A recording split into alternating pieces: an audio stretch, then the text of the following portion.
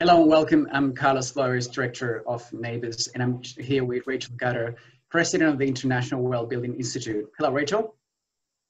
Hi, Carlos. Nice to connect with you this evening, even if from afar. Rachel, it's great to see you this morning here in Sydney, and it's evening out there in the US. And we're here for a very specific reason. We're here because we're announcing a crosswalk between Well and NABERS IE. And a lot of people, if they might not be familiar with what a crosswalk means. So I'm wondering, how would you explain what this is and how we're working together? Okay, well, I think of a crosswalk as kind of like a treasure map when you're hunting for two treasures and you want to find the fastest way to get to the pot of gold at the end of both rainbows. So our crosswalk is really designed for customers that are pursuing dual certifications or ratings under Well and under NABERS.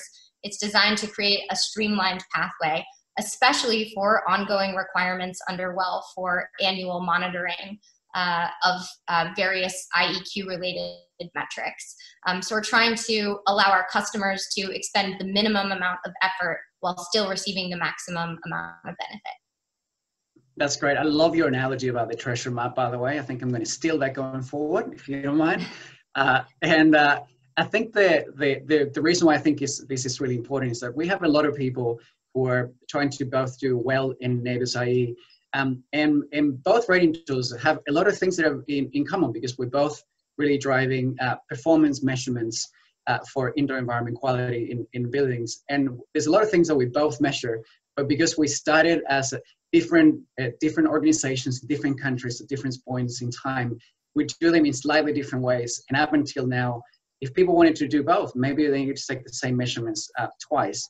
And I think this is the ability to be able to take one set of measurements that can be applied to both rating tools is a huge step forward that a lot of people wanted us to work on. And our teams have been working on this for about 6 months to make it happen. I'm personally really excited to be working with you on this. And I think a lot of people and a lot of stakeholders in Australia are going to be really happy and excited about this too.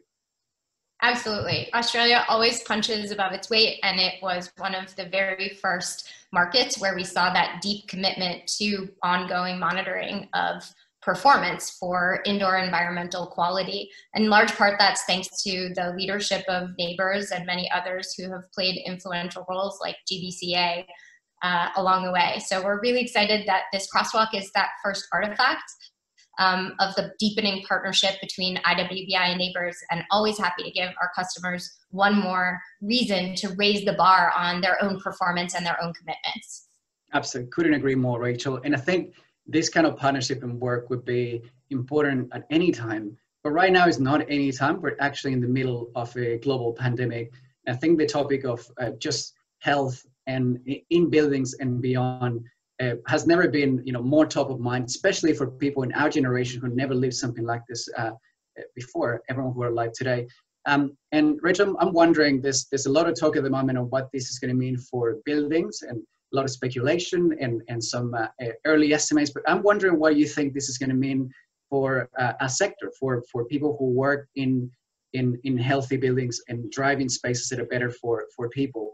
What do you think might be some longer term implications of what's happening right now? Well, I think, Carlos, another thing that NABERS and IWBI share in common is that we're both in the business of market transformation. And I think in many ways, we'll look back and say that COVID-19 was a catalyst for that market transformation. You and I were both around the last time that the real estate market was in crisis, when green building became a key differentiator. And it became essentially a part of the definition of the new Class A.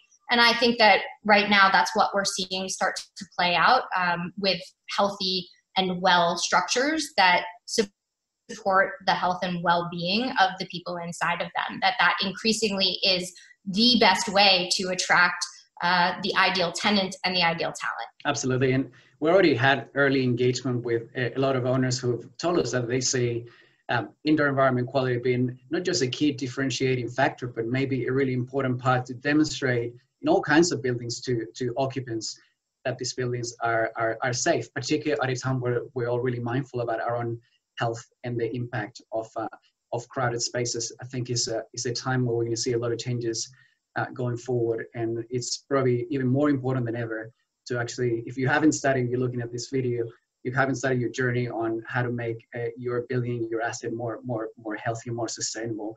I don't think there's ever been a more important time to do it than now. I couldn't agree more. And thank you so much for your partnership onward and upward. We're excited to be putting more resources out there in the world to support the journey of our existing customers, and hoping that many more will come into the fold in advancing best practices and strategies for healthier spaces. Absolutely. Rachel, it's great to see you. Thank you so much for today and all the work that we've been doing together. And I'm looking forward to doing much more in coming years and really helping the sector move forward in the next decade. Me too. Thanks so much, Carlos, and congratulations again on your conference.